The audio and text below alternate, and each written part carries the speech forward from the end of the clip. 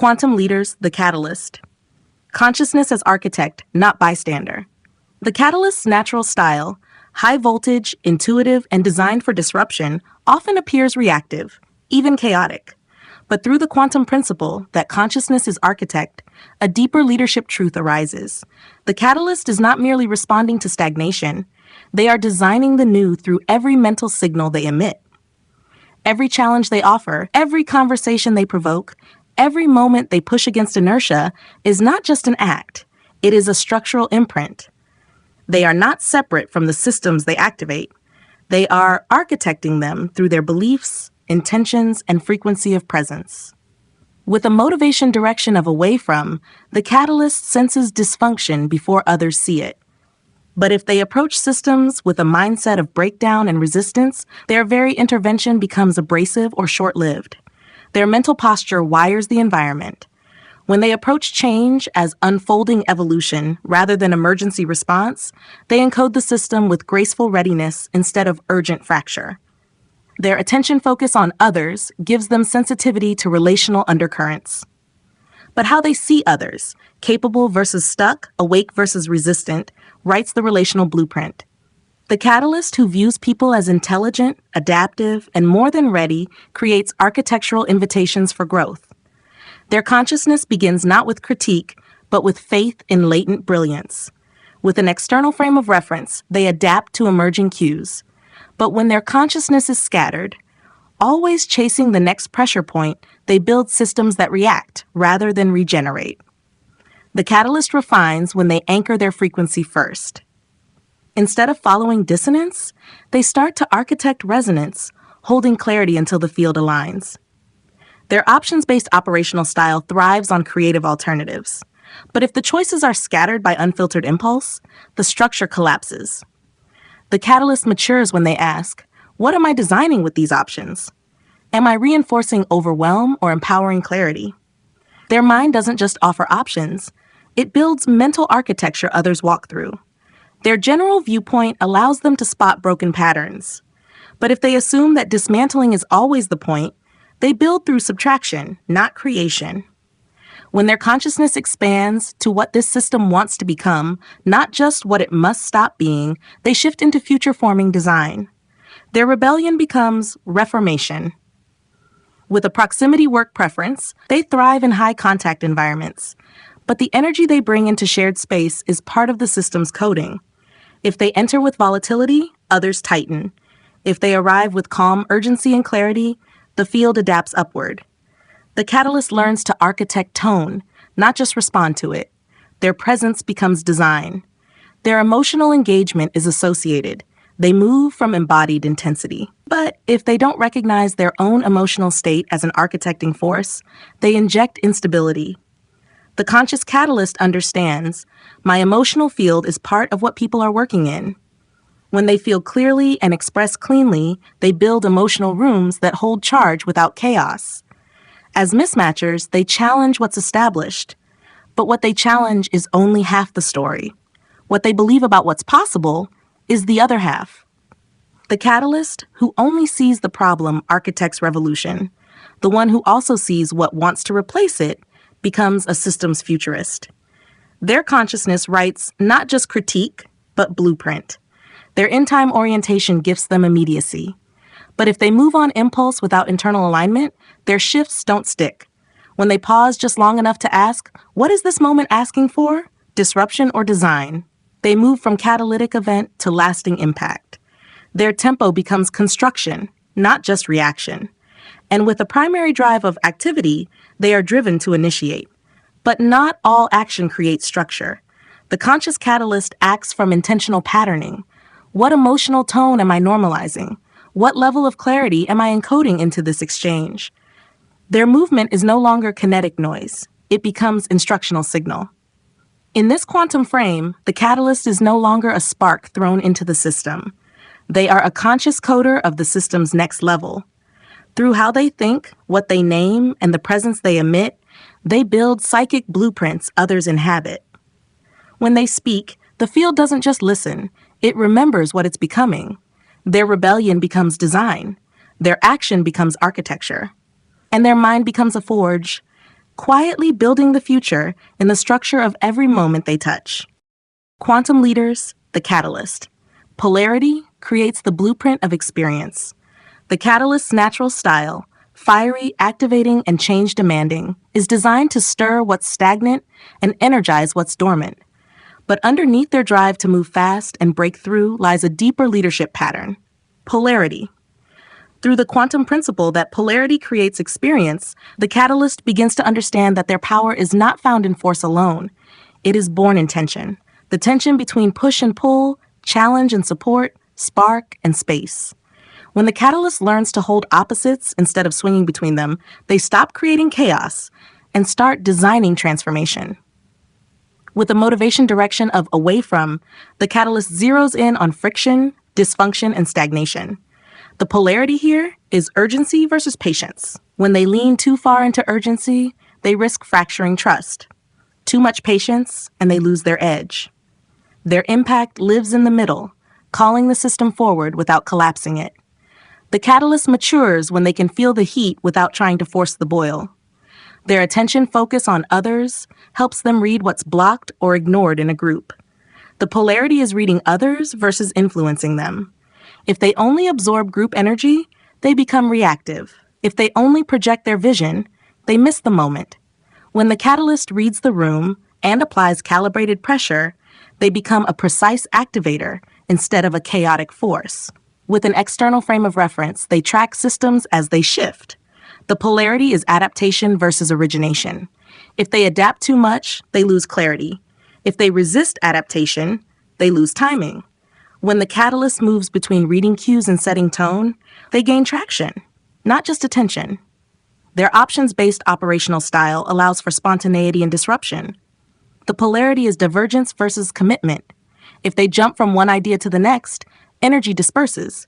If they overcommit, their instinct dulls. Their evolution comes from creative containment, giving one idea enough time to shape reality, then letting it go when the next signal is stronger. Their general viewpoint gives them the ability to see big patterns and hidden resistance. The polarity here is confrontation versus guidance. If they name the problem too fast, others shut down. If they tiptoe around it, nothing changes. The mature catalyst delivers truth with precision and permission. They disrupt the system not with volume, but with resonant accuracy. With a proximity work preference, they thrive in active environments. The polarity is intimacy versus autonomy. Too much contact can create emotional noise. Too little can leave them disconnected. The catalyst stabilizes when they alternate between deep engagement and intentional withdrawal, returning with sharpened insight and clean energy. Their emotional engagement is associated. They feel the system's urgency as their own. The polarity is embodiment versus regulation. If they stay merged with intensity, they burn out or destabilize others. If they dissociate, they lose authenticity. Their mastery is found in channeling emotion, not discharging it. They become a force of felt transformation, not just provocation. As mismatchers, they resist sameness and expose cracks in the system. The polarity is rebellion versus integration. Constant opposition becomes noise. Pure conformity is betrayal. When the catalyst learns to honor what's working, even while initiating change, they help systems evolve without imploding. Their leadership moves from destruction to creative destabilization. Their in-time orientation keeps them in motion. The polarity is immediacy versus timing. Acting too soon can backfire. Waiting too long lets the energy pass. The catalyst refines their art when they learn to feel the tempo of change, not just the impulse. The most catalytic moment is not always now, it's right before the system is ready. And with a primary drive of activity, they are compelled to move, start and shift. The polarity is initiation versus sustainability. Constant ignition wears systems down. Reluctance to move stalls growth. The catalyst's maturity lies in starting only what they are willing to steward or pass off with integrity. Their sparks don't just light fires, they build momentum that lasts. In this quantum lens, the catalyst becomes more than an agent of change. They become a weaver of opposites, someone who moves between extremes with creative intention. They stop reacting to tension and begin sculpting with it. And in doing so, they create a new kind of system change. Not one built on urgency alone, but on the powerful rhythmic dance between intensity and integration. Quantum leaders, the catalyst, quantum entanglement, the thread between all things. The catalyst's natural style, intense, initiatory, and deeply field sensitive, operates under a force that is rarely visible, energetic entanglement. Though they appear to move fast, speak boldly, and act decisively, their greatest influence doesn't come from volume, it comes from vibration. Through the quantum principle of entanglement, the catalyst begins to understand that every disruption they introduce, every truth they name, every choice they model is not isolated. It ripples. Their change-making is not personal. It's systemic. Whether they like it or not, they are woven into the field they seek to shift. And their tone, presence, and inner posture determine how deeply their spark transmits. With a motivation direction of away from, the catalyst is drawn to expose what's not working. But even their awareness of dysfunction changes the field. If they enter a room seeing only resistance, they energize that resistance. If they approach the same room holding a subtle sense of latent readiness, that readiness begins to surface. Their private forecast is not neutral. It writes the future of the room. Their attention focus on others gives them powerful sensitivity to where energy is stagnant. But what they feel from others often amplifies through their own system. A team's fear becomes their agitation. A group's delay becomes their impatience. The entangled catalyst becomes powerful not by pulling away, but by clearing their own field before acting. The cleaner their frequency, the more precise their impact. With an external frame of reference, they adapt quickly to outer cues. But if they let external resistance dictate their rhythm, they end up sinking to dysfunction. The catalyst evolves when they source their next move from inner clarity, not outer noise. When their action comes from alignment rather than reactivity, the system organizes around them, not against them. Their options-based operational style thrives on possibility, but every possibility they suggest sends a message. This is what could happen here. If their suggestions are based in distrust, they entangle the system in fear. If they offer possibilities from a place of generous belief, they lift the field. Their options don't just open doors. They nudge the system's identity. Their general viewpoint allows them to see systems and subtext. But the field is already alive with emotion, tension, and potential, whether spoken or not. When the catalyst pauses long enough to read the room's underlying story instead of reacting to surface behavior, they stop chasing chaos and begin reframing narrative. Their presence becomes a living editorial function. With a proximity work preference, they engage the room fully. But presence is never passive. The energy they bring alters the charge of the collective.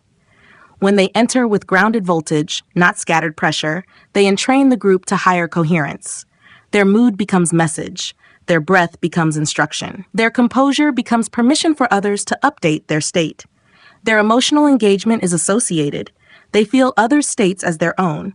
But when that empathy becomes over-identification, they flood the system. The entangled catalyst holds emotional charge with structure. They stay permeable but not porous. This gives others an emotional stabilizer inside the storm. Their feeling doesn't destabilize, it grounds ignition. As mismatchers, they challenge norms, but their challenge is also a reflection of what they assume about the system's willingness to evolve. If they approach every room expecting resistance, they prepare for battle. If they enter assuming there's something already shifting underneath, they become the one who midwifes it forward. Their belief in transformation creates the bridge. Their in-time orientation makes them lightning quick. But the field may not move at the same pace. The catalyst refines when they listen to what the system is metabolizing, not just what they're ready to deliver. Their speed becomes calibrated. Their timing becomes intuitive. They stop disrupting and start catalyzing in rhythm. And with a primary drive of activity, they are wired for motion. But if their movement is tangled in fear, exhaustion, or proving, they leak signal. The catalyst matures when they realize every action sends a ripple. Every word is architecture. Every breath is instruction. Every silence is signal. Their leadership becomes less about what they do and more about how they resonate. In the lens of quantum entanglement, the catalyst is no longer just an initiator. They are a vibrational architect of collective movement. They learn that the field shifts not when they push hard, but when they broadcast cleanly. They begin to craft their presence with care. They speak from coherence, not compulsion. And in doing so, they become the node of change through which the entire system begins to reorganize, not by force, but by frequency.